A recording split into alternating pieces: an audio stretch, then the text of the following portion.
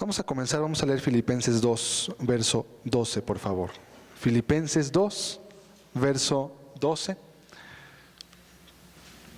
Dice la Escritura en este texto: por tanto, amados míos, como siempre habéis obedecido, no como en mi presencia solamente, sino mucho más ahora en mi ausencia, ocupaos en vuestra salvación con temor y temblor. Voy a dar lectura una vez más. Por tanto, amados míos, está hablando una iglesia en primer lugar, como siempre habéis obedecido, no como en mi presencia solamente, sino mucho más ahora en mi ausencia, ocupaos en vuestra salvación con temor y temblor. Este texto lo escribe el apóstol Pablo a una congregación, específicamente una que se encontraba en Filipos, y es ahí donde estaba el carcelero. Había quedado una congregación establecida, y les explica por qué él se iba a ir. Él se iba a ir, iba a dejar de estar con ellos, y les dice que como siempre han obedecido, porque era el testimonio que tenían ellos. Dice, bueno, ahora que voy a estar ausente, que no voy a estar con ustedes, ocúpense en su salvación con temor, dice, y con temblor. Y esas palabras nos pueden ayudar en grande manera a entender la forma en cómo Dios quiere que nosotros lo busquemos. Pues si bien se aplica a quien ya tiene la salvación en su vida, mucho más debe aplicarse todavía a aquel que está buscando a Dios y que sabe que todavía no es salvo, que está luchando quizás, que sabe que tiene que hacer cosas y que ha entendido, como vimos las 2 semanas pasadas, que estudiamos acerca de cómo seguir a Cristo de la manera incorrecta, los pretextos vimos, y después vimos la manera correcta, hablando del ejemplo de Mateo, el publicano. ¿Qué es lo que Dios anhela de nosotros? Ocupaos, dice, en vuestra salvación con temor y con temblor. Y esto podría aplicarse también a que no solamente busques a Dios cuando vienes el domingo, cuando dice aquí en mi presencia, ¿sí?, sino también en mi ausencia, dice. Podría aplicarse de la siguiente manera: no solamente busques a Dios el día de reunión, búscalo también cuando no hay nadie que te diga, búscalo, o haz esto, o haz lo otro. Búscalo en tu casa, búscalo en tu vida diaria. Ocúpate y además hazlo con temor y con temblor. ¿Por qué con tanta insistencia y por qué estas palabras con tanta solemnidad? Porque esto es una declaración muy solemne que le hace a esta iglesia. En primer lugar, porque la salvación es lo que más valor tiene para el ser humano en la tierra. No hay otra cosa, no hay cosa, circunstancia, persona, ni nada que tú puedas imaginarte que sea más valioso y más necesario en tu vida presente que tener la salvación de tu propia alma. No hay nada, ¿sí? Todo lo que tengas en esta vida, todo se va a quedar, incluido tu cuerpo también, al que a veces se quiere hacer un culto, a veces a los deseos, a los placeres. Aquí se va a quedar, pero tu alma, que es eterna, va a seguir viviendo, va a tener vida. La salvación es la seguridad, en primer lugar, de que hay frutos en tu vida que atestiguan que tú eres salvo. Una certeza que no viene solamente de convencerme. Ya hemos hablado, cuando hablamos de la fe, que la fe que salva no tiene que ver con una mentalización o con una declaración o con una reclamación a Dios de algo. Tiene que ver con evidencias palpables.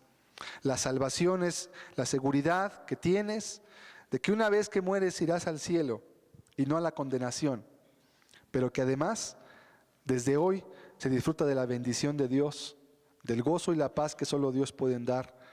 Hay poder sobre los pecados, que es lo que hace la vida del hombre miserable, y es lo más importante en la vida. Y sobre todo, hay comunión permanente con Dios. Eso es. Entonces, por eso Pablo con tanta solemnidad les dice, ocúpense en su salvación. Sea que seas una persona convertida, que tengas frutos en tu vida de que eres cristiano, o seas una persona que estás buscando tu salvación. Este mensaje se aplica a todo público, a todos. Porque tanto unos como otros deben ocuparse, sea para buscarla, que ya hablamos también que lo importante es la actitud, o sea para también mantenerla. Hay quienes dicen que la salvación no se pierde, específicamente algunas denominaciones, y algunos grupos que adquieren ciertas doctrinas. Pero el mismo texto de Filipenses 2:12 nos ayuda a inferir. La Biblia no dice todas las cosas que debemos y que no debemos hacer. Tiene principios. Y tú aplicando esos principios puedes saber qué debes y qué no debes hacer. Qué debes creer y qué no debes creer.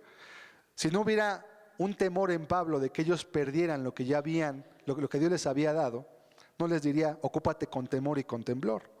No habría tal caso, ¿verdad? ¿Para qué se ocupan si no pueden perderlo? Sería una declaración que estaría de más.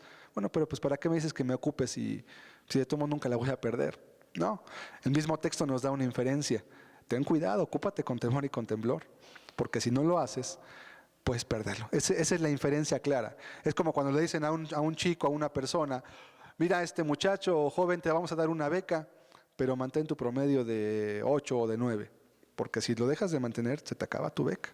Sí, la beca es gratis, te la regalan, pero hay un requisito.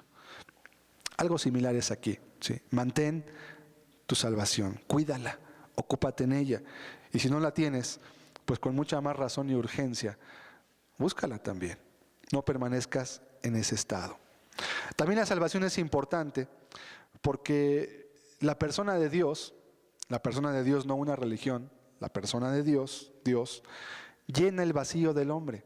Y cuando el hombre está saciado en su alma, es difícil que busque en otro lado algo con que saciarse.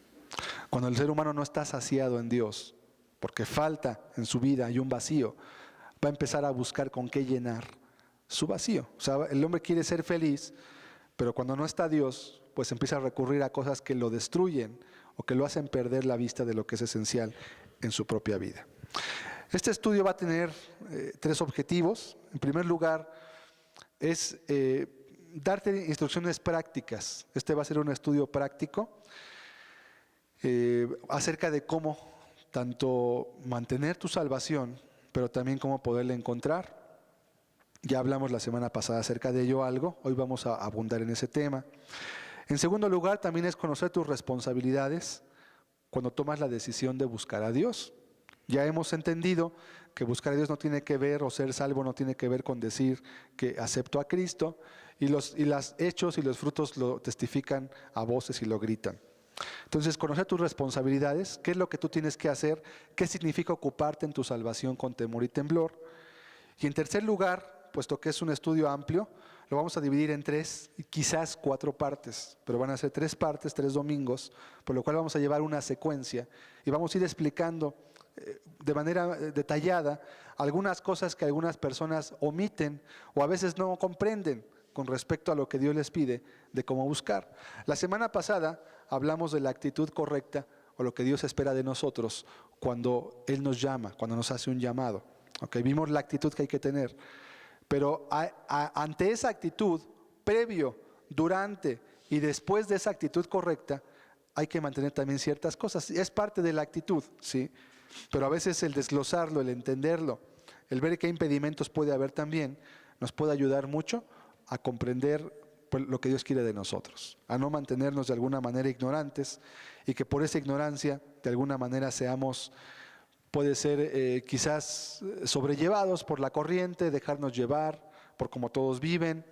Recuerden que vivimos en una sociedad en la cual el cristianismo ha sido diluido mucho, sí, ha sido muy diluido y es muy fácil poder pensar que pues ya soy cristiano porque hago algo aunque mi vida no concuerda con la Biblia. Es fácil poder engañarse porque además es cómodo y es muy sencillo, no hace falta hacer gran cosa. Pero si quieres tú hacer lo que Dios te pide y quieres vivir como Dios te manda, eso va a conllevar una lucha constante y una lucha en tu vida continua.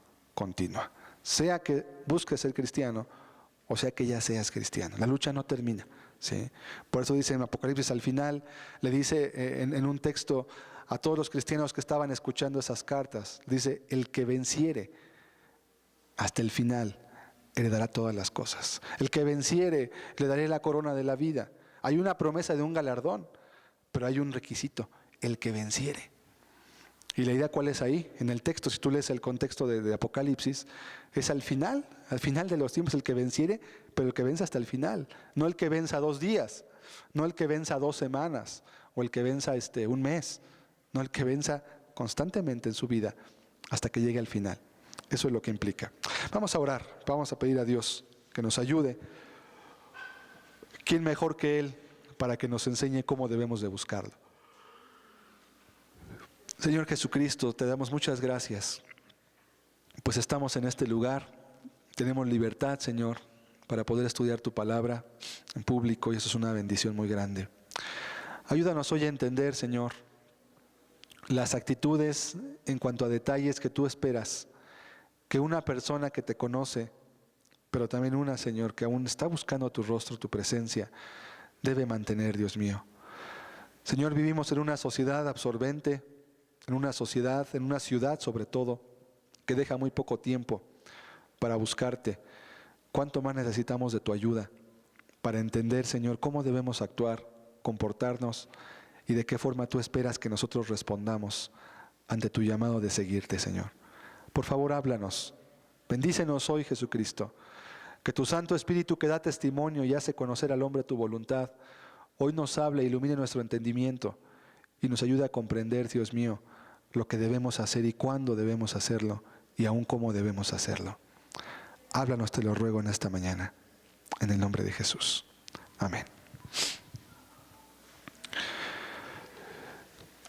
En primer lugar, yo quiero mostrarte, antes de entrar al estudio como una introducción, el privilegio que significa buscar a Dios. Es un privilegio, y es un privilegio porque muy pocos buscan a Dios. Vamos a ver el Salmo 14, verso 2. Vamos a ver algunos textos que quiero explicar brevemente y nos van a ayudar a entender cómo Dios ve a quienes lo buscan a Él. El Salmo 14, 2 dice: Jehová miró desde los cielos sobre los hijos de los hombres para ver si había algún entendido que buscara a Dios. Fíjese cómo dice el texto. Jehová miró desde los cielos sobre los hijos de los hombres. Como que Dios estuviera buscando, fijándose, inquiriendo, escarbando. ¿Y qué está buscando? Dice, para ver si hay algún entendido que buscara a Dios. Está mirando, está viendo. El contexto de este salmo, usted lo puede leer ahí en el libro de los Salmos, habla de los impíos, habla de la gente que no busca a Dios, habla de la vida del impío, ¿sí? Y dice, por eso Jehová miró desde los cielos, para ver si había alguien que buscara. ¿Qué nos da a entender este texto? Número uno, que muy poca gente lo busca. Dice, para ver si había alguno. No dice, ay, pues todos los domingos se llenan las congregaciones, pues mucha gente está buscándome, qué bueno. No, Dios está buscando. De entre esos a veces, si busca de entre los impíos, sí, aún de aquellos que dicen que buscan a Dios, ahorita vamos a ver algunos textos para entender esto, Dios busca quien lo busque. ¿Por qué está buscando Dios quien lo busque? Sí, porque muy poca gente busca a Dios. El hecho de buscar a Dios ya implica un cambio en tu vida y en tu mente. Vivimos en una sociedad que por naturaleza no busca a Dios porque está corrompida. Jesús la llamó generación adúltera y perversa. Su naturaleza, ahí hablo como sociedad. ¿A qué me refiero con sociedad? No hablo de naturaleza humana, no hablo de pecado original ni nada de eso. Eso no existe como tal. Me refiero a lo que la sociedad lleva a la gente que vive dentro de ella.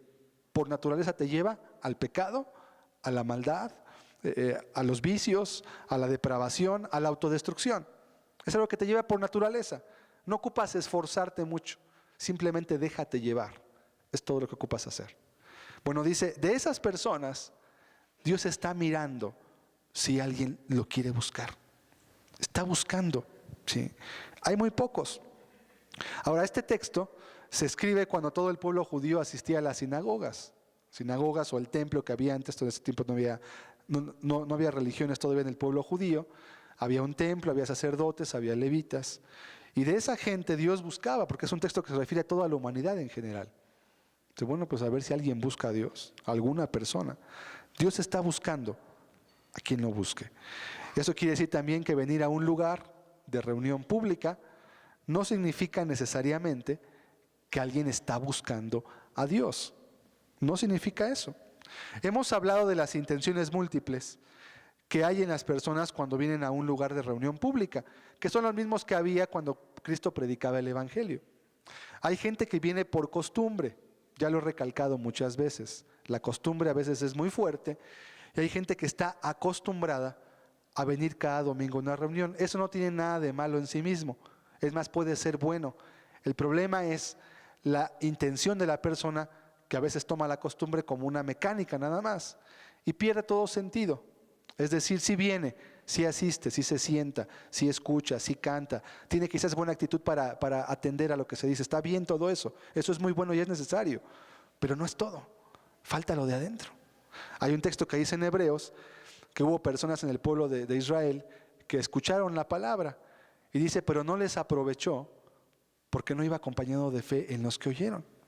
Y ya estudiamos y profundizamos mucho y dimos como 5 estudios donde hablamos acerca de lo que la fe es, desmitificamos muchas cosas de los abusos que hoy se hacen sobre el tema de la fe y explicábamos que la fe tiene que ver con una actitud en el corazón, tiene que ver con una actitud más que con algo que yo creo o que me imagino que creo en mi cabeza. Dice que no les aprovechó el oír la palabra porque no iba acompañada de fe. ¿Y a qué se refería esa fe? También lo explicamos, se refería a que no iba acompañada de una actitud correcta de acercarse a Dios. No creían que podían encontrar a Dios. Iban llenos de mitos en su cabeza, iban llenos de prejuicios. Yo no voy a poder, Dios es muy santo, yo soy muy impío, yo soy así. Entonces ya no tenían confianza en que Dios podía hacer algo en sus vidas. Y aunque escuchaban el Evangelio, aunque escuchaban la palabra que les predicaban, no les aprovechaba. Bueno, lamentablemente, hoy eso sigue sucediendo en día. Porque como dice en Eclesiastés, no hay nada nuevo debajo del sol. Lo mismo que se escribió ya fue y también va a ser lo mismo. ¿Y para qué está escrito entonces? Para que nosotros tengamos cuidado. Para que nosotros no seamos de esos que sí escuchan, pero que no les aprovecha, porque no va acompañado con fe. Para que no seas de esos que solamente vienen y se van y salen igual a vivir su misma vida de antes. Para eso está escrito en la Biblia. Tiene un propósito, tiene un objetivo. Hay quienes más vienen por tradición, hay quienes vienen porque se sienten solos también, y a veces estar en una multitud de gente que por lo menos en lo externo hacen lo mismo, a veces proporcionan una buena salida, dicen los psicólogos, que la gente a veces busca eso. Otros porque buscan amistades, otros porque buscan parejas también, y asisten muchos a reuniones religiosas, y van a buscar novia o esposa o marido, y van a eso. ¿Sí? Otros van a criticar, a ver qué hace la gente, a ver qué predica el predicador, a ver quién asiste, a ver, o sea, hay muchos motivos. El que una persona venga aquí hoy no quiere decir que está buscando a Dios. Discúlpame, yo te veo muy bien por fuera, pero yo no sé qué hay en tu corazón, pero Dios sí sabe. ¿Sí? Entonces yo no sé cuál sea la intención realmente de todos los seres humanos cuando van a una reunión, porque si fuera, como dice el texto, y asistir si fuera sinónimo de buscar, estaríamos llenos de gente bienaventurada. En México más o menos hay unos entre 10 y 12 millones de personas evangélicas, de religión protestante en todas sus ramificaciones. Pues habría mucha gente bienaventurada, pero si 1/10 de la población realmente fuera cristiana, lo cual es otra cosa, pues yo creo que algo más pasaría en nuestra sociedad. Pero no pasa, no sucede. Algo tiene que estar mal y yo creo que Dios no está mal. Por lo menos ya he comprobado eso durante los años que llevo conociéndolo. Dios no se equivoca. Vamos a ver el Salmo 119, verso 2. Otra bienaventuranza. Bienaventurados los que guardan sus testimonios y con todo el corazón le buscan. Este texto es muy importante porque todo este salmo, que es el salmo y el capítulo más largo de toda la Escritura, se refiere únicamente a la Biblia. Habla de las Escrituras y habla de tantas maneras tan preciosas y lo que implica. Pero este texto es particularmente interesante e importante porque trae 2 declaraciones que están unidas, que es realmente una sola. Eso es parte de la poesía hebrea. Dice, bienaventurados los que guardan sus testimonios. Tú dirías, es que esa gente entonces sí es cristiana porque esos guardan sus testimonios. O sea, cumplen lo que la Biblia dice, lo que la ley les manda. Pero luego viene una y con todo el corazón le buscan. La primera declaración es parte de la segunda, está unida, van de la mano. Tú no las puedes separar. No puedes decir que buscas a Dios, pero que no guardas sus testimonios. Ni puedes decir que guardas sus testimonios, pero que no buscas a Dios.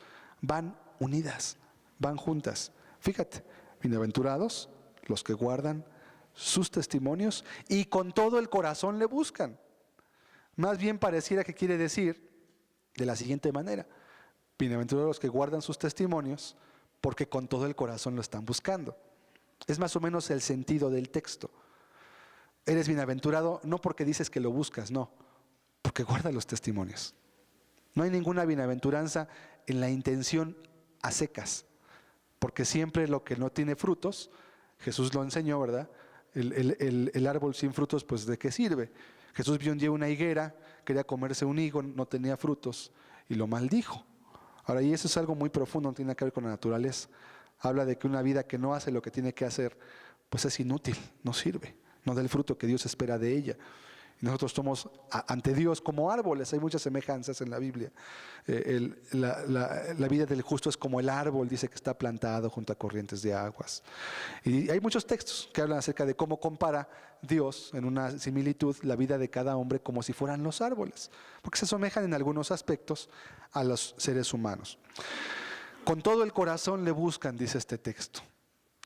Y por cuanto le buscan con todo el corazón, guardan sus testimonios. Van juntas las dos cosas. No las puedes separar. ¿Sí? Buscar quiere decir inquirir, hacer diligencia para encontrar algo. Es una definición de diccionario Larousse, ¿sí? De cualquier diccionario. Inquirir o hacer diligencia para encontrar algo. ¿Qué es hacer diligencia? Es como cuando en tu casa se te pierde un billete o se te pierde un arete, ¿verdad? Una cuestión de joyería, algo pequeño. Entonces tienes que empezar a buscarlo. Y eso implica empezar a mover cosas, empezar a quitar, empezar a barrer, empezar a preguntar, ¿verdad? Oye, ¿tú viste esto? ¿No viste dónde estuvo la última vez? Eso es buscar. Eso implica tiempo, eso implica esfuerzo y también implica persistencia. Porque si quieres que todo esté a la mano cuando está perdido, pues va a ser difícil que lo encuentres. Tienes que inquirir. Tienes que hacer diligencia. Entonces, cuando dice que con todo el corazón buscan a Dios, quiere decir lo mismo. Que hacen diligencia, que inquieren, que preguntan, que lo que no saben lo investigan. Que si leen la Biblia y no encuentran una palabra y no la entienden, pues agarran un diccionario y lo abren para ver qué significa esa palabra. Que si leen un texto y no saben qué significa otra palabra, pero es una palabra que no viene dentro del diccionario normal, bueno, hay diccionarios bíblicos que traen palabras y términos que un diccionario normal, secular, no va a tener. Está inquiriendo, está buscando, porque le interesa entender por qué la Biblia dice esto, y por qué Jesús le dijo esto a la gente, y por qué esta persona, cuando Jesús le dijo aquello, por qué actuó así, y por qué Jesús también actuó de la manera que lo hizo cuando la otra persona actuó así. ¿Por qué? ¿Qué significa esto? Entonces empieza a inquirir, a buscar, a hacer diligencia. Y si algo de plano no lo encuentra, o aunque lo lee no lo entiende, entonces pregunta. Eso significa buscar. Ya nos podemos dar cuenta que no toda la gente busca a Dios. Hay gente que llega el domingo, se para y se va y ahí nos vemos. Nos vemos el otro domingo. Y Dios, y la Biblia, y después, hombre, al fin yo ya voy el domingo. No estás buscando a Dios. Eres una persona que tiene una costumbre de domingo que tienes arraigada quizás, porque tus padres eran evangélicos, o a lo mejor fueron cristianos, no lo sé, y te acostumbraron, y esa costumbre es buena en sí misma, pero hay que corregir y enderezar las intenciones para que eso te sea de provecho, y para que en verdad te sirva en tu vida, y no hagas solamente una religión. Ya vimos que Jesús no trajo ninguna religión, y las religiones no sirven para nada en la práctica, ¿sí? En la práctica no sirven para nada, porque no hacen la función que debieran hacer, porque están privadas del poder de Dios por cuanto lo que están buscando y haciendo es contrario a la palabra o lo han abandonado. Tan grande es el privilegio de buscar a Dios que la Biblia dice, bienaventurado el que lo busca. Bienaventurado el que guarda sus testimonios. Bienaventurado aquel que tiene en verdad el anhelo, el deseo de encontrar a su Dios ahora y no esperarse un día a verlo quién sabe cómo, cuando se enfrente a Él y tenga que entregar las cuentas de su mayordomía en esta vida. Vamos a ver Lucas 13:23, un texto más. Y alguien le dijo, está hablando de Cristo, a él es a quien le dicen: Señor, ¿son pocos los que se salvan? Y él les dijo: esforzaos a entrar por la puerta angosta, porque os digo que muchos procurarán entrar y no podrán. Lo que el Antiguo Testamento nos dice medio sombrío, ¿verdad? Aunque realmente está muy claro, pero Jesús lo deja clarísimo. Lo deja sin lugar a ninguna duda de ningún tipo en nuestras mentes. ¿Son pocos los que se salvan?, le preguntan a Cristo. Y Jesús no responde sí ni responde no. Más bien responde el por qué. Esa respuesta tiene su propia respuesta en cada ser humano. Esforzaos a entrar por la puerta angosta. Y la respuesta de Cristo era un no, era un sí inferido. Porque os digo que muchos procurarán entrar y no van a poder. No solamente Cristo dijo sí o no, sino que respondió el motivo, la razón por la cual precisamente pocos se van a salvar. Ahora, ¿por qué le preguntaban esto a Cristo? Yo creo que si Jesús predicara: ven, acéptame, hermanito, eres salvo, nos vamos al cielo, tú nada más dame tu diezmo y ya y todo, pues yo no creo que nadie le preguntara a él si se iban a salvar pocos. Pues al contrario, se iban a salvar todos. Pero yo creo que cuando iban multitudes, de repente se iban muchos. ¿Qué les predicaría Jesús para que la gente le preguntara eso? Ahora el que le pregunta aquí parece que es uno de sus discípulos. Señor, ¿son pocos los que se salvan? En otra ocasión, creo que fue Pedro, si no me equivoco, puedo estar equivocado, le dijo: entonces, ¿quién podrá ser salvo? Como que lo que predicaba Jesús no se parece mucho por los frutos que trae en la Biblia a lo que hoy la gente quiere o está acostumbrada a que le prediquen. Yo no veo que la gente hoy pregunte esas cosas. Y me refiero a la gente cuando tiene su religión. La gente no, la gente está segurísima que está salva. No, la pregunta ahora es: ¿qué tanto puedo pecar antes de no perder mi salvación? Es lo que muchos se preguntan más bien. La pregunta no es realmente, ¿se van a salvar algunos, Señor? No, más bien están buscando cómo hacerle para evadir las responsabilidades de un compromiso con Cristo. Bueno, Jesús es muy claro. Yo te digo que muchos van a procurar, pero no van a poder entrar. Ahora Jesús está profetizando algo muy importante. De la gente que procura entrar. ¿Quiénes procuran? ¿Procurará el borracho, el alcohólico, el drogadicto? ¿Esos procuran entrar al reino de Dios? ¿Procurará el que está defraudando con su dinero?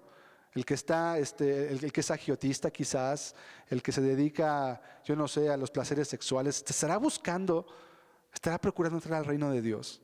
Pues no, ellos ni los tomes en cuenta. No, de los que procuran, como tú, como yo, ¿sí? Y cuando dice procurar entrar se refiere al cielo, no creo que se refiere a entrar a una congregación, que procura llegar un día a la gloria con Dios, verlo cara a cara, estar en aquel lugar donde cuando Jesús diga: entra, buen siervo y fiel. De esos que están procurando esa bienaventuranza, la mayoría no van a poder entrar. Muchos procurarán, porque no dijo pocos van a procurar, pero esos no van a poder, pero la mayoría sí. No, las palabras de Cristo son muy duras. Y te está diciendo desde antes: muchos no van a poder. La mayoría no van a poder entrar. ¿Y por qué? La clave está quizás en la palabra inicial del verso 24. Esforzaos. La palabra esforzaos creo que la entendemos la mayoría, pero en el idioma original, en el griego, también es muy curiosa la palabra. La palabra esfuerzo, en griego, agonizomai, no sé cómo a qué le suena la palabra, literalmente significa agonizar en la búsqueda de algo. La palabra agonizomai, esfuerzo en griego, que utiliza aquí Cristo, significa, de ahí viene nuestra palabra agonizar. Ahora, ¿qué es agonizar? Es cuando alguien está cercano a la muerte. Sí, está muy cercano a la muerte, está agonizando, está en los últimos momentos de su propia vida. Bueno, aquí la palabra significa: agoniza, esfuérzate, cuéstete lo que te cueste, porque lo más valioso que tienes es tu vida. No hay nada que tengas más valioso que tu vida.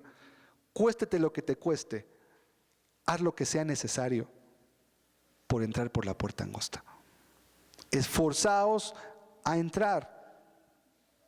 Una definición de diccionario normal de un Larousse, dice: esfuerzo, empleo de medios costosos para obtener un fin.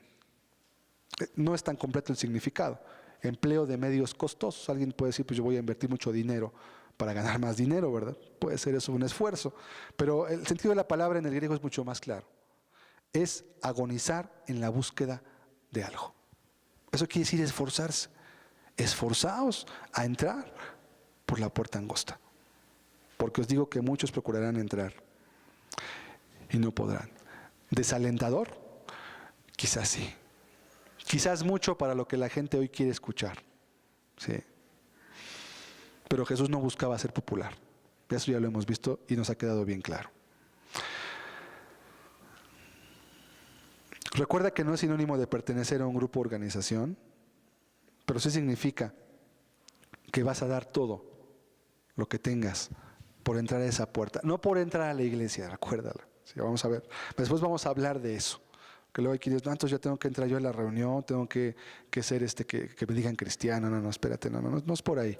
Jesús habla de una relación contigo, no habla de pertenencias a grupos o cuestiones. De quienes sí buscan a Dios, pocos lo van a alcanzar entonces. Y esto es muy importante entenderlo, porque eso le imprime urgencia. Si tú entiendes el texto, esto le pone urgencia a tu vida.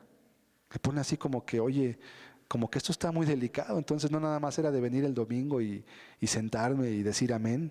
Oye, pues no, yo pensaba que era más fácil. Lástima. Te predicaron el evangelio de yo no sé quién, el evangelio de Walt Disney, yo no sé qué te predicaron. Pero el evangelio de Cristo implica esto. ¿Sí? Hay quienes predican evangelios de caricaturas. O sea, son cosas que no tienen nada que ver con lo que Jesús predicó. Por ende, los frutos tampoco son conforme a los que Jesús pidió que debía de haber.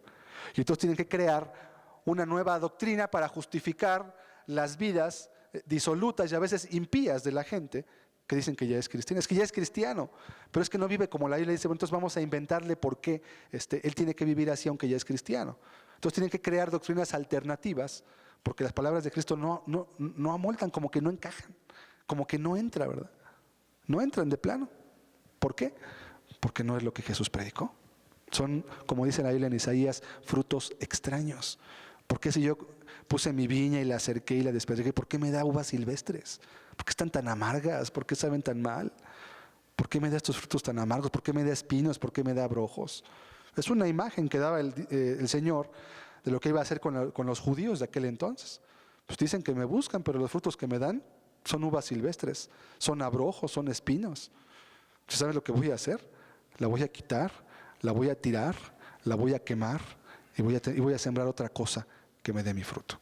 Es muy fuerte esa parábola también porque se dirige a gente religiosa, no se dirige a otro tipo de personas, no se aplica al impío, aunque en un sentido se puede aplicar.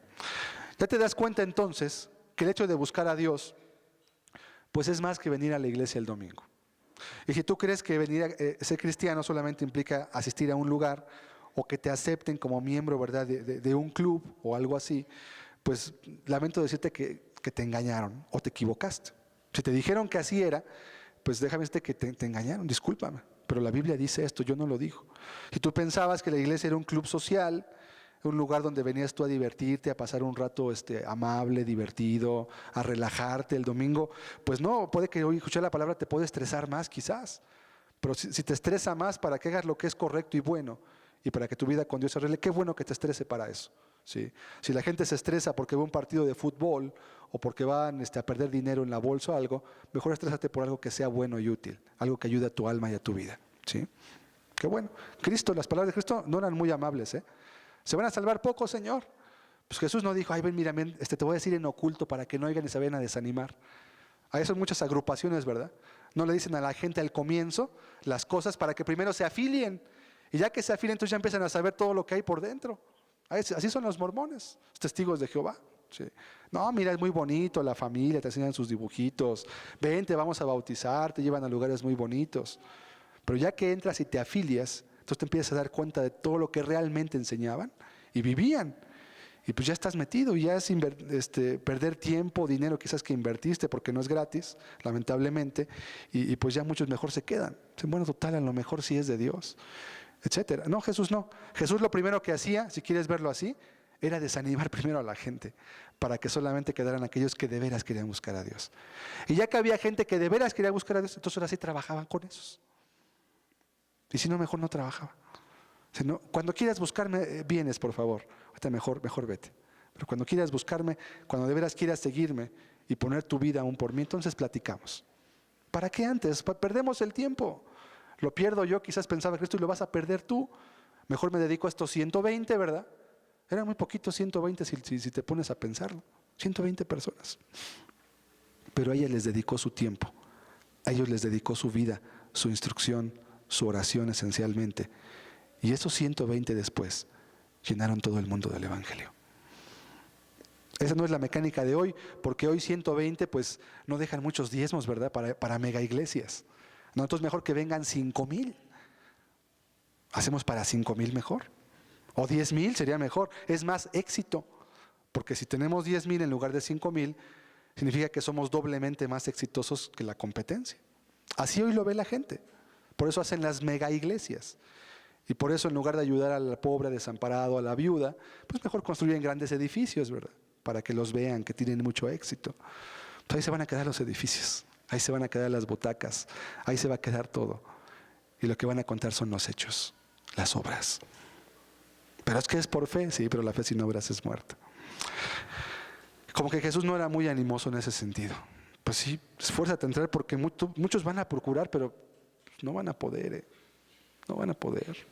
Ten cuidado. A lo mejor esa persona se fue.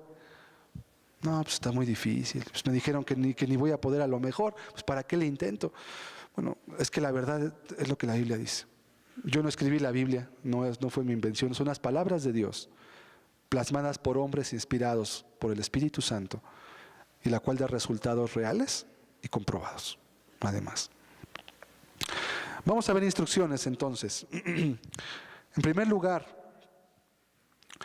no solo con venir el domingo, ya comenté algo de eso, estás buscando a Dios. Eso le puedes considerar un llamado. Muchos son llamados, pocos son escogidos, dijo el Señor. Que tú vengas el domingo es muy bueno, ¿sí? Que guardes el día de reposo, que tengas ciertas reglas en tu casa, eso es excelente, porque te ayuda a tener el ambiente adecuado para poder buscar a Dios en tu casa o en este lugar. Eso está muy bien, es excelente. Pero eso no es el sinónimo totalmente o siempre de que estés buscando a Dios. Si a eso además le agregas lo que estamos viendo, la actitud, el buscar, el inquirir, el hacer diligencia, el agonizar por entrar, ¿sí? Entonces sí puedes decir, estoy buscando a Dios. Estoy buscando a Dios de veras, con todo mi corazón. No te conformes únicamente con que vas a una reunión. La reunión en sí mismo no significa nada. Y tú debes entenderlo muy claro. ¿Y a qué me refiero con eso? El que tú asistas no te da ningún privilegio para con Dios. El único privilegio que tienes es para ti mismo, de que podamos juntos aquí entender la Escritura, abrirla, estudiarla, y Dios nos ayuda, porque también Dios designó que debía haber grupos donde se enseñara, y así lo hicieron los apóstoles, y así lo hizo Cristo también. Eso es correcto, pero eso no es el sinónimo de que todo ya va a estar bien, porque tú vengas. Lo importante es lo que está allá afuera después de que tú vienes y aprendes aquí algo. Es lo que va a importar. Entonces no te conformes con que ya vas constantemente. Es bueno que ya vengas constantemente, es bueno. No quiero desanimar a nadie de que piense, entonces no sirve de nada lo que hago. No, sí sirve, es muy útil. Pero lo que sí quiero es contextualizarte y tampoco darte una falsa esperanza de algo que la Biblia no dice. Quiero decirte lo que Cristo te decía, lo que Él predicaba a la gente y que tú lo entiendas. Vamos a ver Juan 2:23, que hay un pasaje muy interesante acerca de cómo Cristo pensaba de la gente que creía en Él o que decía que creía en Él. Juan 2, verso 23 dice así: estando en Jerusalén en la fiesta de la Pascua, muchos creyeron en su nombre, viendo las señales que hacía. Pero Jesús mismo no se fiaba de ellos, porque conocía a todos. Y no tenía necesidad de que nadie le diese testimonio del hombre, pues Él sabía lo que había en el hombre. Vamos a ver otra vez el verso 23. Fíjese cómo dice: estaba Jesús en la fiesta de la Pascua.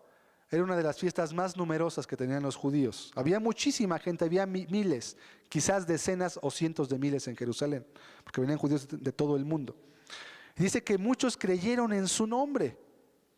Ahora, cuando dice aquí muchos, no se imagina usted que eran 100 o 500.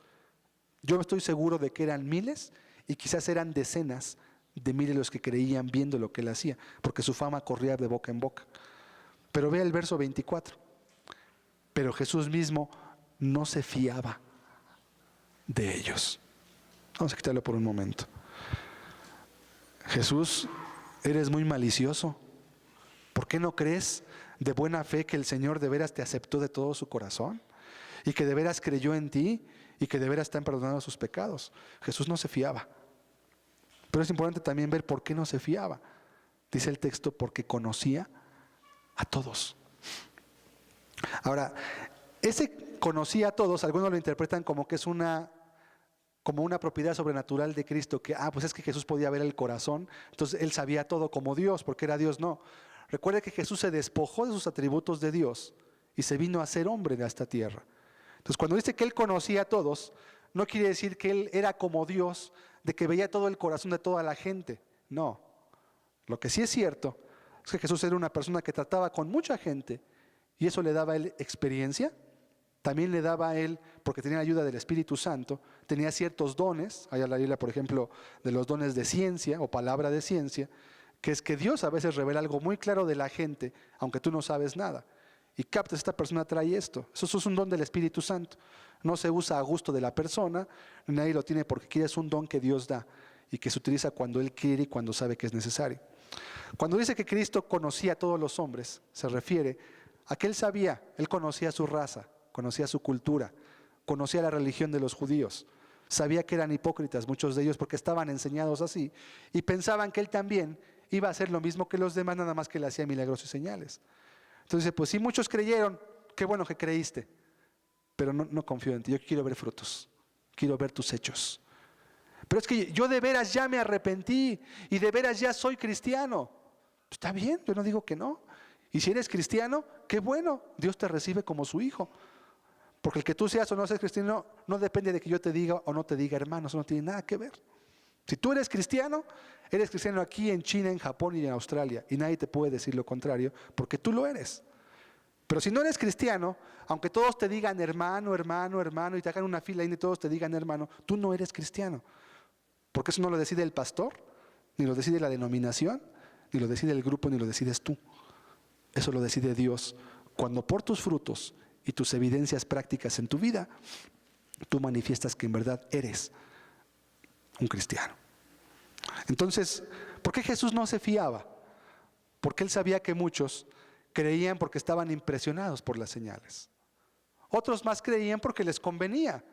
A lo mejor estoy enfermo y pues digo que voy a creer en Cristo para que entonces oren por mí y me sane Cristo. Hay muchas intenciones. Ahora, eso no está mal en sí mismo. El problema es que la gente pierde, por obtener sanidad para su cuerpo, pierde una oportunidad mayor, lo que implica para su alma. Y Jesús conocía al hombre, que el hombre era muy dado también, como en la parábola del sembrador, ¿verdad? Unos cayeron entre espinos, otros en pedregales, crecieron pronto y luego se secaron porque no tenían raíz de tierra. Muchos decían que creían, pero cuando se enfrentaban a su familia o cuando llegaban a su religión, porque todos eran judíos de religión desde el nacimiento, pues a muchos les temblaban los pies porque los iban a excomulgar y los padres les hacían perder herencias tal vez. Y entonces pues no estaba fácil creer en Cristo en aquel entonces, como hoy tampoco lo es, aunque lo quieran hacer ver que sí, no es así. Entonces dice que Él no se fiaba de ellos. Imagínense hoy un predicador de esos que les gusta la fama, y que tuviera de repente en 3 días, que duraba la Pascua o más o menos ese tiempo, tuviera una multitud que lo siguiera de 10,000 personas. ¿Qué diría ese hombre?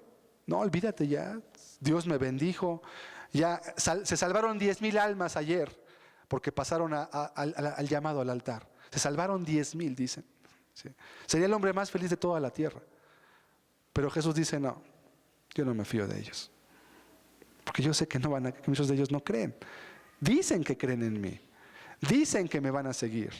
Dicen que quieren hacer mi voluntad. ¿Y cuál es la prueba? ¿Dónde quedaron todos esos que creyeron en Él? Yo nada más veo 120 al final del ministerio de Cristo. Y aquí te aseguro yo que había miles que habían creído en Él, sin contar los miles que venían de fuera y que también creían en Él. ¿Dónde están esos 10,000? ¿Dónde están los 5,000 que cada año se convierten en el Estadio Azteca? En la reunión esa de no sé cómo se llama, de Sigamos a Jesús, yo no sé cómo le llaman. Y yo leo en los periódicos religiosos, me gusta leerlos para ver qué pasa en el mundo evangélico, en la sociedad en México. Dicen, el día de ayer o la semana pasada, 5,000 personas aceptaron a Cristo como Señor y tienen la salvación por la gracia de Cristo. Yo pregunto, ¿dónde están esos 5,000 cristianos? Yo veo que 120 pusieron al mundo de cabeza en menos de 200 años. Esos 120. ¿Dónde están esos 5,000? ¿Dónde están? Enséñenmelos. No los veo. Yo conozco esas historias porque llegué algún día a trabajar con algunas de esas personas, no apoyándolas, sino viendo el trabajo. Y alguna vez algunos hermanos llegaron a ir para rescatar gente que debe estar interesada en buscar a Dios a esas reuniones, pero que luego les dan como, diría un hermano el evangelio, les dan como un taco sin chile, decían. Pues no sabía nada. O sea, les dan el evangelio, pero se los dan de tal manera que no les sirve para nada. O sea, se van confundidos, dicen que ya son cristianos y luego van a vivir y pues como que no checa.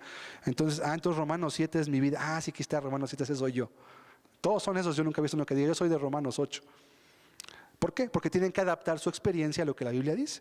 En lugar de que la Biblia norme sus experiencias, sus vidas, adaptan la Biblia a lo que ellos dicen que quieren vivir. Entonces había mucha gente que a veces iba por primera vez. Hay mucha gente que va realmente necesitada, hay gente que hay gente que no sabe a veces nada, ¿eh?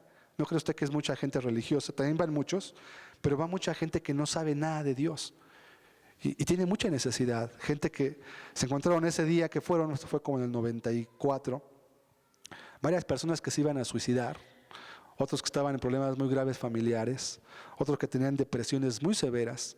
Lo que se hizo fue tomar nombres y luego empezar a visitarlos y buscarlos, ayudarlos, servirlos, ¿sí? Y algunos se pudieron rescatar, pocos, fueron realmente muy pocos. Pero a mí me causa impresión esos letreros. 5,000 se salvaron ayer. Caramba, digo, pues ni Cristo hacía eso, ¿no? Con milagros y señales. Y lo digo porque conozco los resultados. De esos 5,000 supuestamente se sacaban nombres, pero la gente después de 2 o 3 semanas permanecían, si acaso el 2%, era mucho quizás de la gente que se congregaba en iglesias de manera regular. ¿Por qué pasa eso? Puede ser, no creo que era porque el mensaje fuera muy duro, porque el mensaje es muy suavecito, con musiquita muy bonita para que la gente se le mueva el sentimiento y también acepte a Cristo, etcétera. Es, número uno, porque Dios no está respaldando eso, porque Dios respalda su palabra. Dios no respalda iglesias ni personas, Dios respalda su palabra, es la verdad. Y cuando la gente es defraudada porque se le da algo diferente a lo que Jesús predicó, pues Dios no respalda eso. Dios no está, dice, pues tú haces solo tu obra, tú solo es tu obra. Esos son de los que en el día del juicio van a decirle a Cristo, Señor, pero estábamos en tu mesa, en tu nombre echamos fuera demonios, en tu nombre hicimos milagros, en tu nombre sanamos, Señor, en tu nombre profetizamos. Jesús guarda silencio. Eso dices que tú hacías, pero yo nunca te mandé. Tú solo lo hiciste, fue tu voluntad, tú te imaginaste. Hay una imagen muy triste en el Antiguo Testamento, usted lo puede leer, cuando un rey hizo, como estaba el altar en Jerusalén muy lejos, y él iba a ser rey sobre 10 tribus de Israel, y solamente iban a quedar 2 para la casa de David, pues él tuvo una idea muy buena.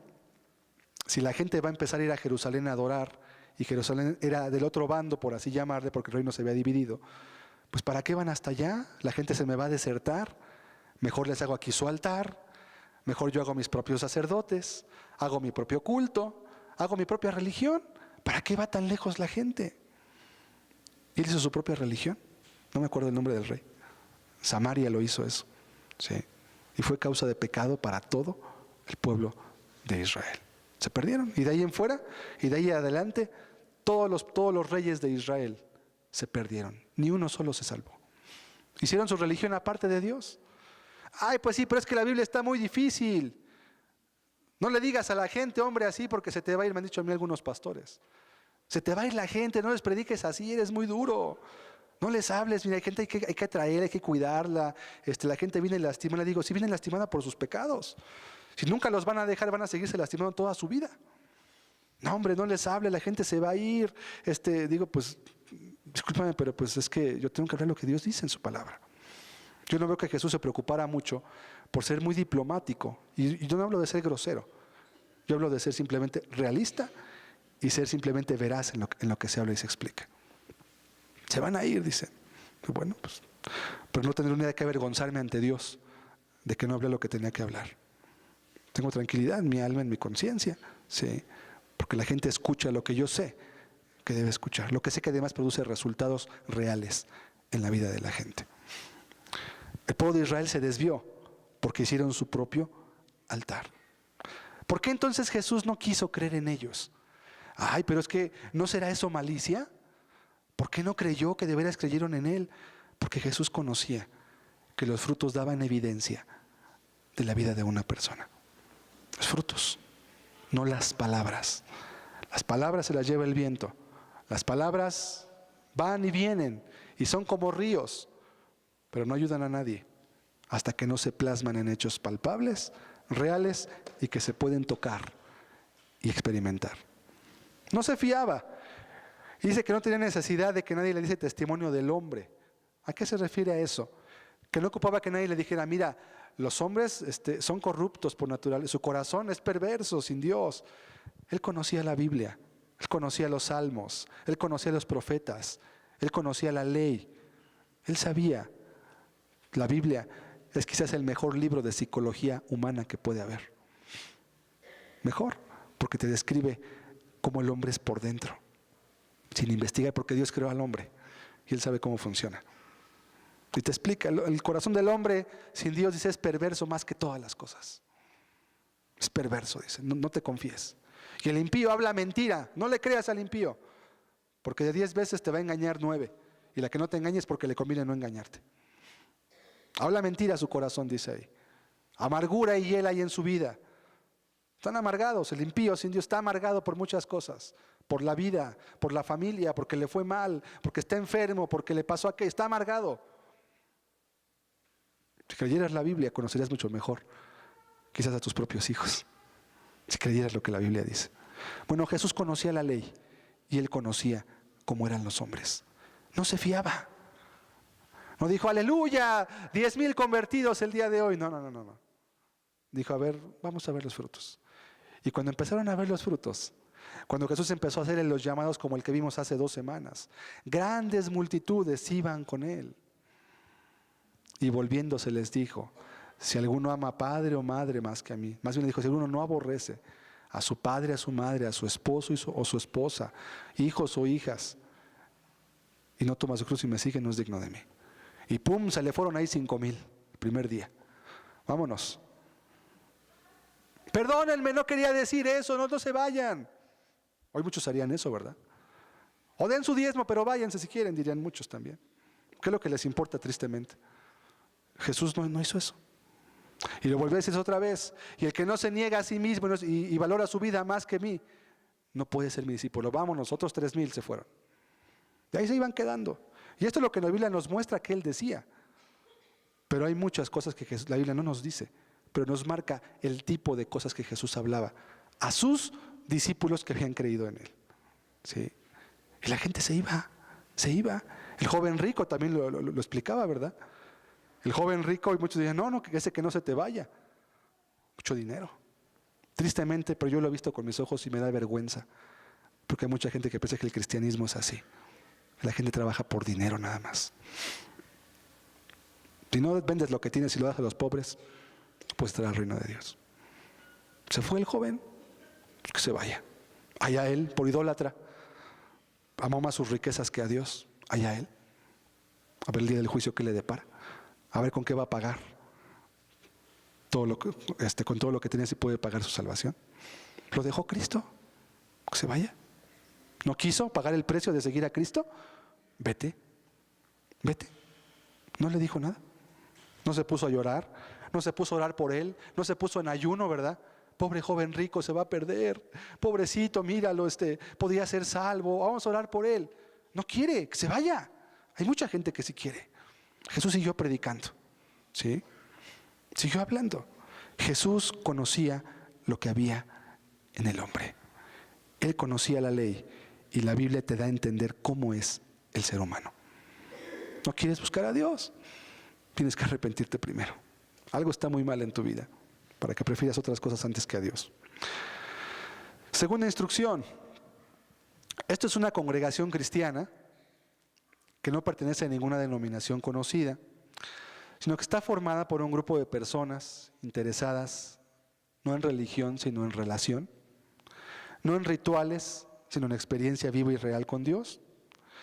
Y estudiamos hace algunos meses una serie de 7 estudios acerca de las características de la iglesia que fundó Cristo. Y veíamos entre ellas, solamente para recordar, que la iglesia que Cristo fundó no tiene un nombre establecido. Nunca dijo, la iglesia de Cristo se va a llamar Monte Oreb o Monte Sión o Getsemaní. Nunca dijo Jesús nada de eso. Es iglesia cristiana. Y además ni siquiera dijo iglesia cristiana. La llamaban discípulos antes. La iglesia que Jesús fundó no está en un lugar fijo. La iglesia no son las paredes, la estudiamos. No tiene liturgia establecida. ¿Cómo se hace? ¿Cómo se canta? ¿Cómo se debe alabar? Parados, de pie, ¿cómo se debe orar? ¿Cómo debe ser la predicación? ¿Debe haber testimonio? ¿No debe haber? No dice nada en la Biblia. No hay forma para eso, eso no es lo importante. Eso es el cascarón. Solo lo que sí decía Cristo en su palabra es que lo que importa son que las doctrinas básicas del cristianismo, que son 6, las básicas, se prediquen y se vivan y haya frutos a simple vista en la gente que es parte de esa iglesia. Es lo que veíamos a grandes rasgos. Si usted no escuchó esos estudios, le recomiendo ampliamente que lo escuche, porque así va a entender mejor cómo buscar a Dios y no se va a formar prejuicios de cómo debe de ser, cómo debo de hacer, cómo debo de orar o cómo debo de hacer. La Biblia no habla de eso. ¿Por qué no lo habla? Porque no es importante en sí mismo. No importa si cuando vas a orar o cuando vas a cantar o a leer tu Biblia estás de pie o estás hincado. Pues lo que importa es que la leas y que la vivas y que la practiques. Lo que importa. Si la lees hincado y oras mucho pero luego no haces nada, pues es igual que nada. Eso no tiene que ver. Jesús y toda la cultura oriental, yo lo he explicado, se enfatiza mucho en la praxis, en la práctica de las cosas y no solamente en la verborrea. Aquí en México somos muy dados, ¿verdad? Como cultura me refiero, a mucho hablar, mucho. Ahí están los políticos, ¿verdad? Hablan, y esta gente está fastidiada. No hacen nada. Es parte de la cultura del mexicano, del latino en sí mismo, pero sobre todo de los mexicanos. Bueno, eso rompe completamente con lo que la Biblia es. La Biblia está enfocada en que lo que se dice, se hace. Así está, así es la cultura oriental. Hasta hoy así sigue siendo. Y quien le guste puede estudiar un poquito de la cultura oriental y darse cuenta cómo son ellos. Es muy diferente a nosotros. Y tenemos que entender la Biblia en el contexto de la cultura a la cual le fue dada para entender qué quería decir Cristo cuando decía ciertas cosas. Porque si yo leo esforzados a entrar, pues para mí esforzarme puede ser venir el domingo, ¿verdad? Porque me cuesta mucho trabajo levantarme porque es domingo, porque me cuesta mucho bañarme. Yo no sé quién pueda pensar que es esforzarse. No, vamos a entender qué Jesús significa para él esforzarse. Y entonces ahora vamos a aplicarlo a nuestra cultura. Entonces ahora sí vamos a entender qué es esforzados a entrar por la puerta angosta. ¿Sí? Entonces es una congregación cristiana, no pertenece a ninguna denominación, parte de un movimiento que tiene congregaciones por muchos lados, en México y en algunos lugares del mundo incluso, y que está formada por gente de todos tipos, que antes eran católicos, que antes eran evangélicos, que antes eran de denominaciones, o que no eran nada simplemente, ateos también. Y de ese grupo de gente sale gente que quiere buscar a Dios y que pone un énfasis en algo que no se ha hecho énfasis, en vivir lo que dice la Biblia, en creer lo que Dios dice. Te cueste o no te cueste trabajo, la Biblia es la Biblia, no puedes ponerla a tu juicio, ¿sí? Es una congregación, nada más, ¿sí? Nada más. No tiene nombre establecido, te repito. Entonces eso no es muy importante en sí mismo. Simplemente estudiamos la Biblia, abrimos la Escritura en público. Quien quiere viene, leemos, estudiamos, hablamos, opera como una iglesia, se dan consejerías, hay toda una administración, etcétera, para que esto funcione bien, porque no solamente se limita a la iglesia aquí al domingo, hay muchas más actividades que la iglesia hace entre semana, etcétera, etcétera, etcétera. Y es una congregación simplemente, nada más. No tiene un nombre, eso no es importante además. ¿De qué denominación eres? ¿Y tú de dónde eres? ¿Y tú cuál es tu apóstol? Y tú, espérate, pues tú a quién sigues, ¿no? ¿A quién buscas o qué haces? Pues, aquí está la Biblia, todo lo que tienes que hacer. Ahí está. ¿Qué te sirve el apóstol, el evangelista, el profeta? El sumo sacerdote de todos es Cristo, a final de cuentas. Es lo que importa. Y que vivas lo que esté ahí. De ahí en fuera lo demás no sirve. En tercer lugar, ten un corazón abierto. Pertenecer a una religión no te hace salvo, ya lo hablamos. Busca aprender de la palabra. Nos gusta mucho a nosotros hacer un énfasis en un estudio serio de la Biblia, porque hemos visto y encontrado que la Biblia produce cambios reales cuando alguien la adopta como principio de vida y la vive. Entonces, lo que nos gusta es estudiar la Biblia a fondo, entender lo que Jesús decía y aplicarlo sobre todo. Si lo lees mucho, ¿verdad? Te llenas de conocimiento y sabes las doctrinas fulanas, sultanas, y sabes teología, historia y lo que tú quieras, ¿verdad? Pero no vives lo que dice ahí, pues dice la Biblia, eres como metal que resuena, no sirve de nada lo que sabes. Es vano, es hueco. Ante todo, vivir. Y después, conocer también, pues también ayuda. Si vas a vivirlo, entonces sí aprende mucho. Pero si no vas a vivir, mejor quédate ignorante, porque tu conocimiento va a engañar a muchos. Y muchos van a pensar que saber, entonces eso es ser cristiano. Es que sabe mucho. ¿Y eso qué tiene que ver? Los fariseos sabían más que tú y que yo. Eran doctores de la ley, dedicaban su vida entera al estudio de la Biblia. Y no es que la estudiaban como el mexicano, No, ellos estudiaban horas enteras la Biblia y oraban horas enteras. Eran gente que para ellos, para un judío, la Biblia, el estudio de la Biblia es algo sagrado. Olvídate, ¿no? Para un rabino judío, estudiar la ley, la Torá. Un día voy a compartir con ustedes cómo ellos estudian y sus creencias que tienen de cómo estudian ellos la Biblia. Son fanáticos literalmente. Se la saben casi de memoria. Olvídate ellos sus discusiones entre ellos. Hay libros enteros, enciclopedias de tomos así, de sus discusiones sobre doctrinas. Se llaman Talmuds, todo eso. Olvídate, hablaban tanta cosa, pero eran hipócritas. Pero les gustaba la mujer del otro, y se divorciaban de su esposa y se casaban con la que les gustaba. ¿De qué les servía? Caramba. Qué bonito conocimiento, qué elegantes discusiones, cuánto adorno en sus predicaciones, pero no vivían lo que hacían. Jesús les dijo sepulcros blanqueados. Y no queremos que esa sea la aplicación para nosotros. Queremos antes vivir, aunque sea poquito, pero vivirlo. Jesús dijo que tuvierais fe como un grano de mostaza. La idea era algo muy sencillo. Lo que tú sabes y entiendes de la Escritura, apréndelo y vívelo. Y eso va a valer más que 5,000 estudios de 5,000 universidades. Eso no sirve para nada. Si va acompañado de practicar lo que la Biblia dice, es de grande bendición y ayuda para todo el mundo. Ahí tienes el ejemplo de Saulo, que fue un hombre docto, que estudió, que tenía muchas letras, pero además se convirtió. Y le costó mucho, le costó todo de hecho. Y tú puedes ver después a Saulo diciendo, todo lo que tenía por gloria, por conocimiento, ahora es basura. ¿Quiere decir que él lo despreciaba? No, lo utilizó durante todo su ministerio, pero eso no era lo que a él le hacía creerse cristiano o ante Dios algo. Él sabía que todo se lo debía a Cristo, punto.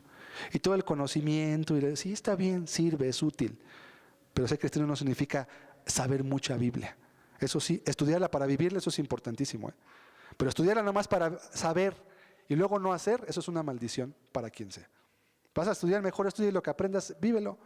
Y tú vas a ver cómo Dios te ayuda a entender la Escritura, para que la apliques, no para que te llenes de conocimiento, nada más. Entonces, ten un corazón abierto. Olvida tus rituales, olvida tus costumbres que quizás tienes o adquiriste, si eres católico, eres evangélico, eres ateo, yo no sé, ¿sí?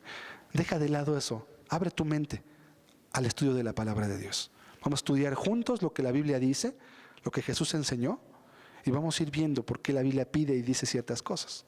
Ten una apertura en todo ello. No des por hecho cosas. Dios puede hablar de muchas maneras insospechadas. Pues el que hizo la boca no hablará, dice en Isaías, perdón. El que hizo el ojo no verá. Él ve tu necesidad. Él sabe mi necesidad. Y cada domingo, cuando tú vienes con un corazón abierto, Él te ministra y te bendice y te puede responder muchas dudas. ¿Sí? En la predicación. No soy yo, es Dios el que sabe tu necesidad. Yo soy nada más un hombre, igual que tú.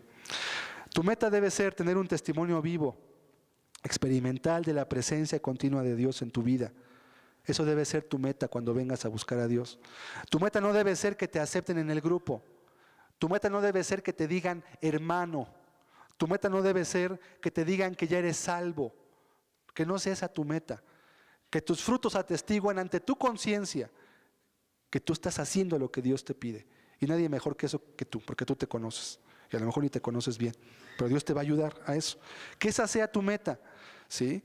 Recuerda que el pertenecer al grupo no salva ni ayuda a tu alma, si no vives lo que dice la palabra. A veces solo es un paliativo moral externo.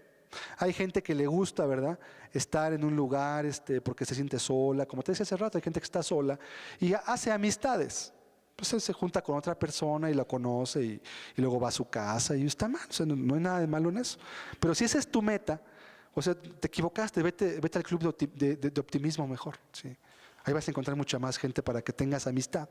Aquí la verdad no es el lugar adecuado. Sí, no es correcto. Hay gente también que, recuerda lo que no es un club. Y además a veces sí es un tropiezo para gente religiosa que solo busca la aprobación de los demás. Es que ¿por qué no me dicen hermano?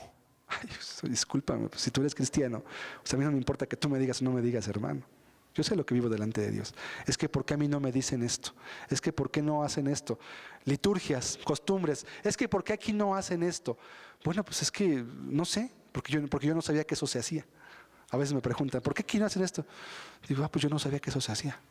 Pero ¿y por qué no hacen aquello? Pues porque esto nunca lo hemos hecho. Son costumbres, ¿no?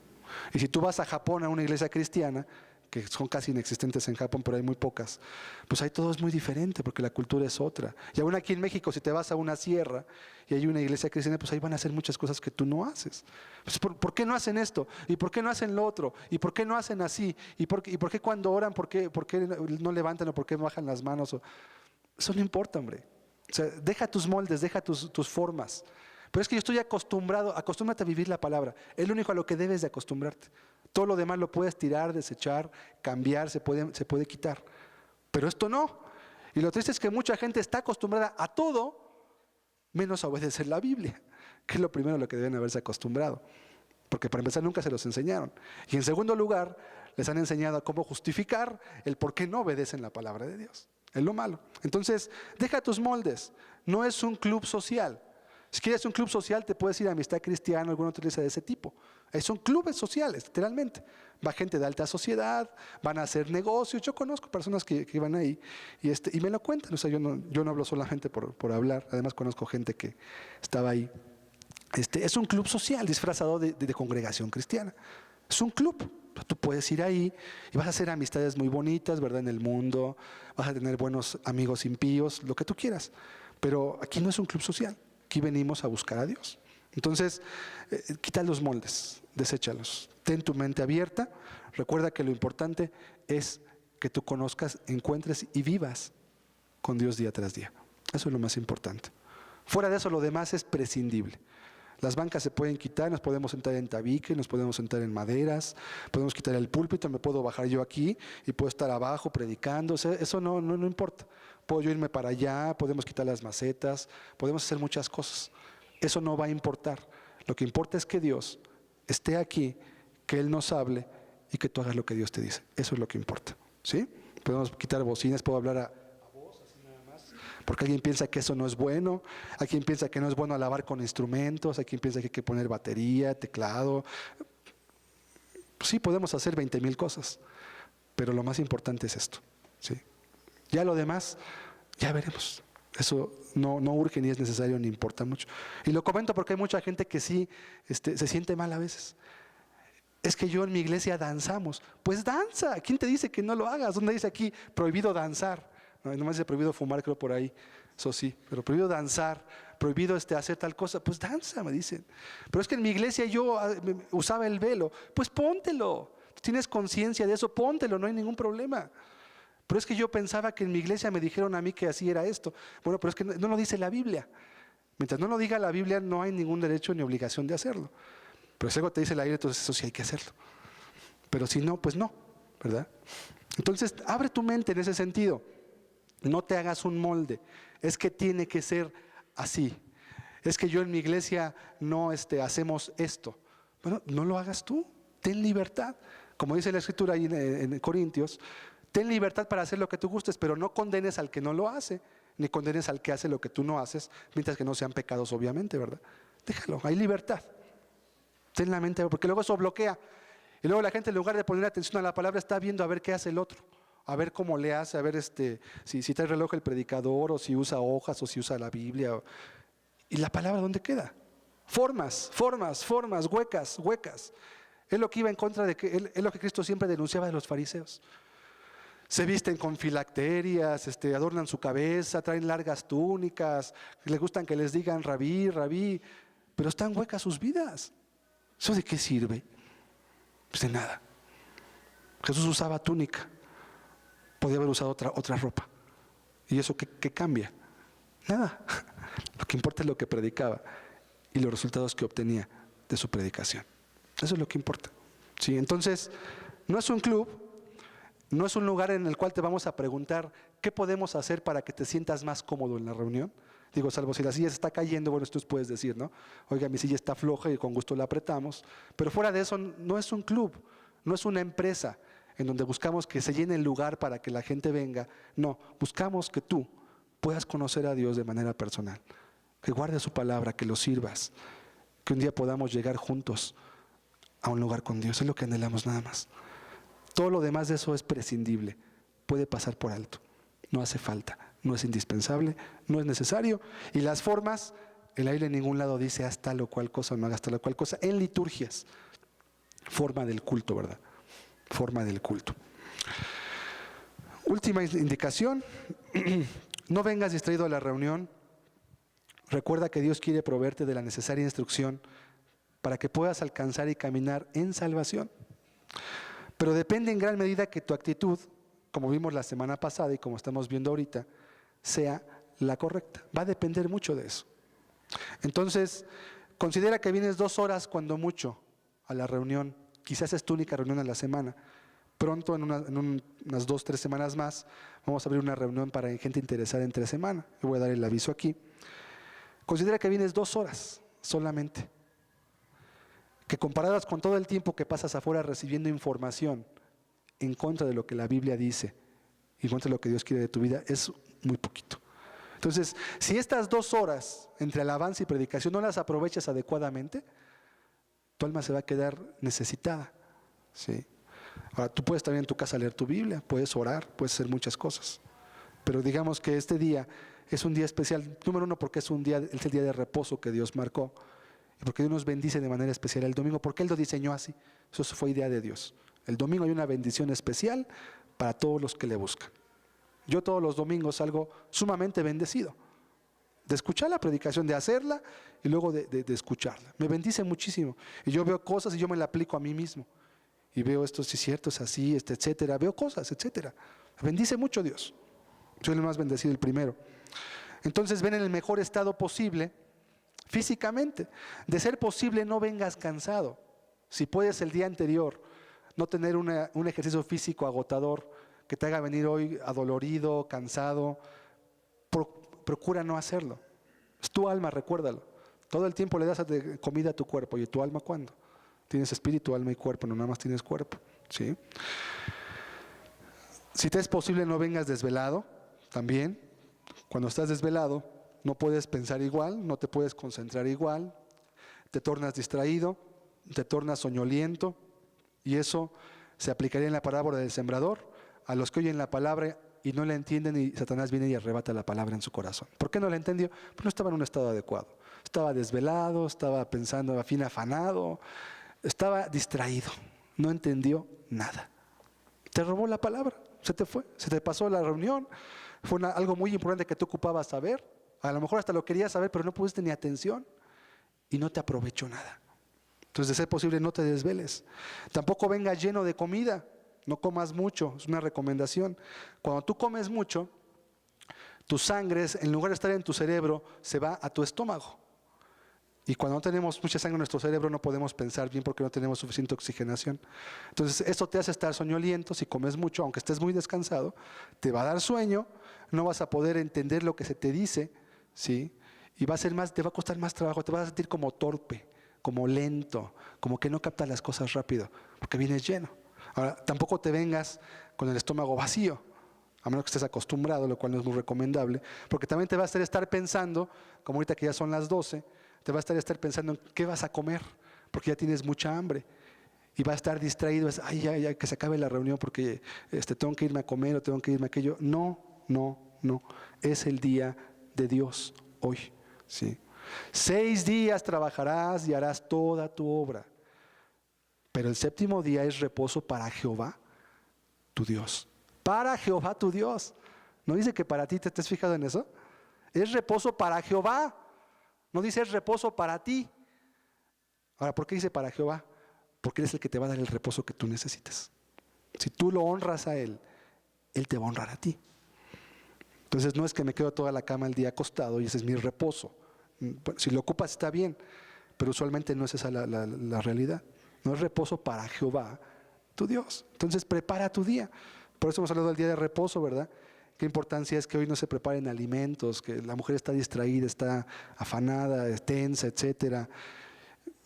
Ten cuidado, prepara tu vida, prepara tu mente, ni con hambre ni muy lleno, algo muy ligero, es algo muy importante, ¿sí? Ten disposición de aprender y ser humilde, pues toda bendición procede de Dios y Él resiste a los soberbios. Es muy importante. Santiago 4:6, un texto que hemos leído ahora que hemos visto las actitudes para buscar a Cristo. Pero Él da mayor gracia. Por esto dice, Dios resiste a los soberbios y da gracia a los humildes. Recuerda, es un texto muy importante. Ten disposición de aprender. No diga, yo ya lo sé. Mira, yo he predicado muchas veces mensajes que quizás he predicado 8 o 10 veces, porque predico en muchos lugares. Y después de predicarlo la 10ª vez, entiendo más cosas. Yo que lo estoy predicando, entiendo más, capto más, hilo más pasajes en la Biblia. ¿Sí? Tú no digas, eso ya me lo sé. Pablo decía, si alguno cree saber algo, hágase ignorante para que entonces Dios lo pueda enseñar. O sea, como que estaba diciendo algo. No pongas prejuicios a lo que vas a aprender. Abre tu mente, el que te bendice es Dios. No soy yo, no es mi predicación, cáptalo. Es Dios, el Espíritu Santo, el que te va a bendecir. Es Él, yo no. Es que ¿quién se cree ese Señor? Yo no me creo nada, ni soy nada. Dios es el que te quiere bendecir a ti.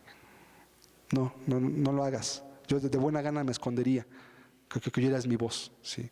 Pero grabamos videos para que mucha gente esté escuchando predicaciones, en sierras, en lugares lejanos, donde no puede ir un predicador. Pero no soy yo, es Dios. Si tú tienes una actitud mala, de soberbia, de prepotencia, de yo ya lo sé, pues Dios no te bendice. A mí no me afecta en nada, pero a ti sí. A mí no me afecta. Yo le pedí a Dios que me ayudara, pedí por tu vida, sí, ayúdame a tratar a la gente, etcétera. Pues yo hice mi trabajo, pero a ti Dios no te bendijo. Qué lástima, porque Dios sí te quería bendecir. Pero como fuiste soberbio, Dios te resistió. Te dice, no, yo contigo no trato nada. Nada, te resiste, te hace a un lado y te quedas hueco, vacío, sin fruto en tu vida. ¿Y por qué no entiendo? ¿Por qué no capto? ¿Por qué no cambia mi vida? Pues porque eres soberbio, porque no quieres aprender. No de mí, por favor. No, yo no. De Dios. Su palabra es lo que estamos estudiando. Su bendita palabra, nada más. No mis ideas, no mis razonamientos, no lo que yo digo. No, líbreme Dios de enseñarte lo que yo diga. Yo nada más me esfuerzo y estudio para entender qué dice Dios en su palabra y transmitírtelo a ti de la manera más exacta posible. Y por último, procura orar antes de la reunión. No importa que no seas convertido, aunque sea poco tiempo, aunque sea 10 minutos, pero ora antes de la reunión. Pídele a Dios que te ayude. Háblame, Dios, enséñame, quiero entender. soy muy torpe, no, tengo muy mala memoria, yo no sé tu necesidad, ¿sí? Ayúdame. Dios te va a ayudar, te lo aseguro, porque es una promesa que Dios da en su palabra. ¿Por qué te va a ayudar? Porque Él lo promete. Ninguno que me busca, ninguno que viene a mí yo lo echo fuera, dice. Cuando vas con la actitud que estamos viendo, ¿verdad? Yo no lo echo fuera, yo lo voy a ayudar. No quiero la muerte del que muere. Dios te va a ayudar. Entonces procura orar, que sea poquito, ¿sí?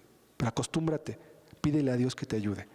Él sabe tu necesidad, Él sabe lo que ocupas mejor que nadie. Mejor que tú mismo, es más. Él sabe lo que te ocupas mejor que tú mismo. Nosotros a veces ni sabemos lo que necesitamos y Dios nos lo da, ¿sí? Porque Él sí conoce nuestra necesidad. Vamos a cerrar nuestros ojos, vamos a dejarlo hasta ahí. Dios está interesado en nuestras vidas, en la tuya, en la mía, en la de todos nosotros.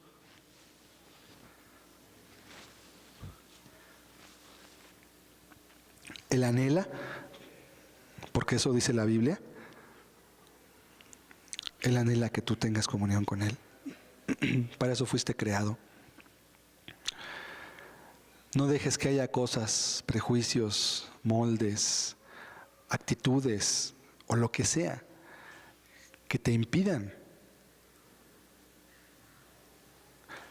recibir lo que Dios quiere que tú tengas.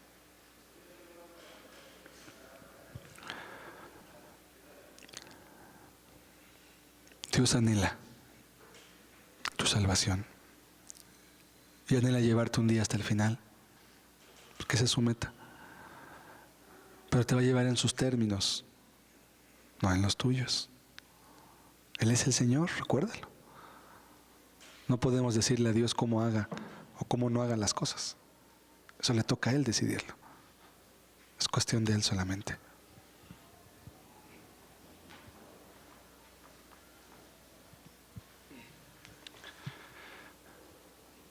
Debes, por tanto, abrir tu mente, tu corazón y estar dispuesto a comprender lo que Dios te habla. Es por ello necesario que nuestra actitud sea moldeada. ¿Cómo buscar tu salvación? ¿Cómo buscarla? Es una pregunta que intentaremos responder con indicaciones prácticas. Todo es práctico. No son doctrinas, es práctico. Quizás poquita doctrina, lo esencial, pero que la vivamos. Eso vale mucho. Porque esa es la esencia del cristianismo. Vivir lo que Dios nos manda. Tener experiencia y no solamente rituales. Los rituales no llenan. Dios sí llena el alma. Es por ello importante que tú puedas moldear, aprender a prepararte para cada reunión, cada domingo, como hoy lo vimos. Y tú vas a ver si no cambia en tu vida lo que tú percibes y entiendes. Yo te lo garantizo. Te lo garantizo porque esto mucha gente lo hace, lo ha hecho. Y te repito, porque es lo que Dios en la Biblia nos dice. Son indicaciones prácticas, hombre. Pues eso cualquiera te lo dice. Si comes mucho, pues no piensas, es más, hasta tú mismo lo sabes. Indicaciones prácticas, nada más. Esforzaos a entrar, dijo Cristo. Recuérdalo. Eso es una indicación expresa de Cristo. Esfuérzate a entrar. Esfuérzate, agoniza. Como veremos en los siguientes estudios, entenderemos por qué Jesús dice, por qué utilizó esa palabra agonizomai, agonizar. Hay otras palabras en el idioma griego para explicar que se debe a alguien hacer mucha fuerza o hacer diligencia. Podría haber dicho buscar, pero él dijo esforzar. Cambia mucho el sentido de las palabras. Cada palabra en la Biblia está puesta donde debe de estar, en su justo lugar. Es una indicación y también es una advertencia. Muchos que procuran no van a poder. Muchos no van a poder. Por tanto, ten cuidado. No hay un camino más que el de Cristo.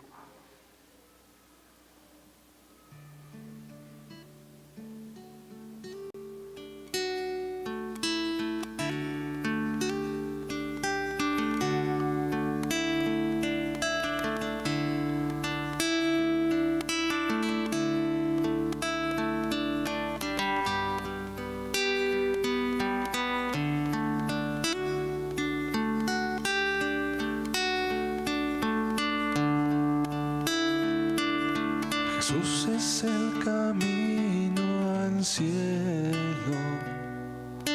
Jesús es el camino al Padre. Jesús es el camino al cielo. Jesús es el camino al Padre. Por la puerta angosta tengo que pasar. Si con Jesús quiero estar, la otra puerta parece mejor, pero acaba lejos, muy, muy lejos de Jesús.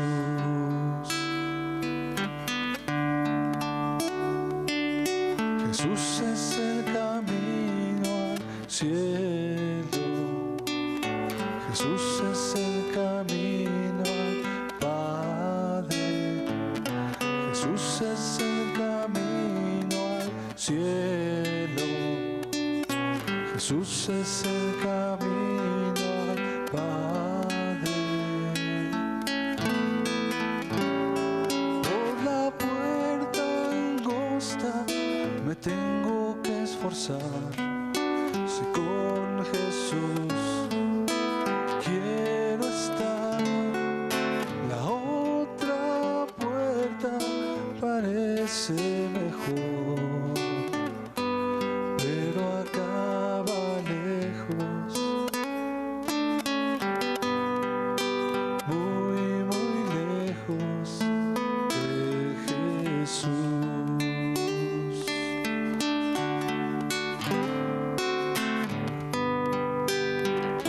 Hay que esforzarse para entrar por esa puerta angosta.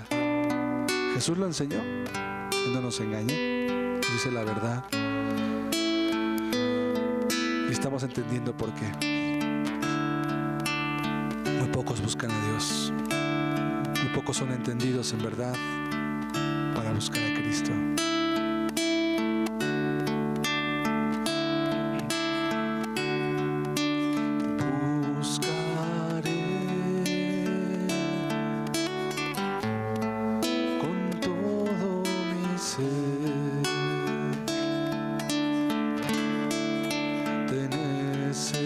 Necesito más hoy que ayer. Te buscaré